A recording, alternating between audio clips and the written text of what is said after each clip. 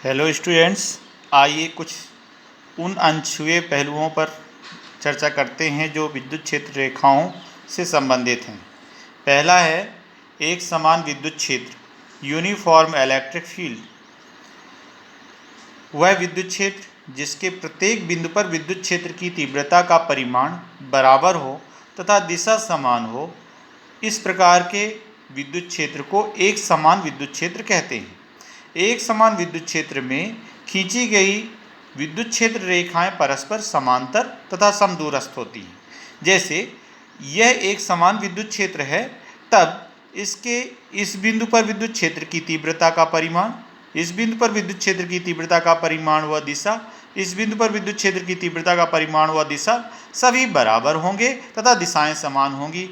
इसलिए क्षेत्र रेखा इस तरह से दिशा को इंगित करेगी। इसी तरह सभी बिंदुओं पर विद्युत क्षेत्र की तीव्रता का परिमाण बराबर है तो इनकी दूरियां, क्षेत्र रेखाओं की दूरियां समान होंगी और दिशा भी समान होगी। तो इस बात को ध्यान रखना जरूरी है कि एक समान विद्युत क्षेत्र में खींची गई क्षेत्र रेखाएं परस्पर समांतर होती हैं और समदूरस्थ होती हैं।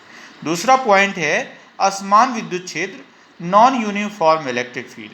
निश्चित रूप से जैसे एक समान विद्युत क्षेत्र में सभी विद्युत क्षेत्र की तीव्रता का परिमाण सभी बिंदुओं पर समान होता था, उसी तरह से असमान विद्युत क्षेत्र वह विद्युत क्षेत्र है जिसके प्रत्येक बिंदु पर विद्युत क्षेत्र की तीव्रता का परिमाण अलग अलग हो तथा इस बिंदु पर जो विद्युत क्षेत्र रेखाएं खींची जाती हैं, जब परिमाण और दिशाएं अलग होती हैं तो विद्युत क्षेत्र रेखाएं अनियमित प्राप्त होती हैं। इस तरह से विद्युत क्षेत्र रेखाएं अनियमित दिशा में हैं, अतः ये कहा जा सकता है कि यह विद्युत क्षेत्र असमान विद्युत क्षेत्र है। तीसरा और इम्पॉर्टेंट पॉइंट है उदासीन बिंदु, न्यूट्रल पॉइंट। उदासीन बिंदु ऐसा बिंदु होता है जिस पर अगर कोई तीसरा आवेश, सपोज दैट दो आवेश रखे हैं, उन दो आवेशों को मिलाने वाली रेखा के किसी भी बिंदु पर अगर कोई तीसरा आवेश रख दिया जाए तो इस पहले आवेश द्वारा लगने वाला बल का परिमाण तथा दूसरे आवेश द्वारा लगने वाले बल का परिमाण एक दूसरे के बराबर हो और इनकी दिशा बराबर विपरीत हो।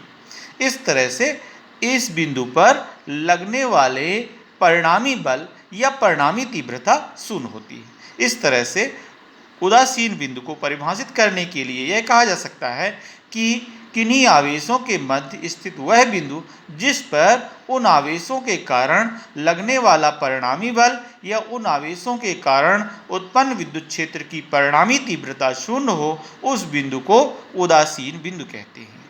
यदि कोई समान परिमाण के धनावेश हैं तो उदासीन बिंदु उनको मिलाने वाली रेखा के मध्य बिंदु में प्राप्त होता है। इसी तरह से असमान परिमाण के धनावेश हैं तो उदासीन बिंदु कम परिमाण वाले आवेश के पास में प्राप्त होगा।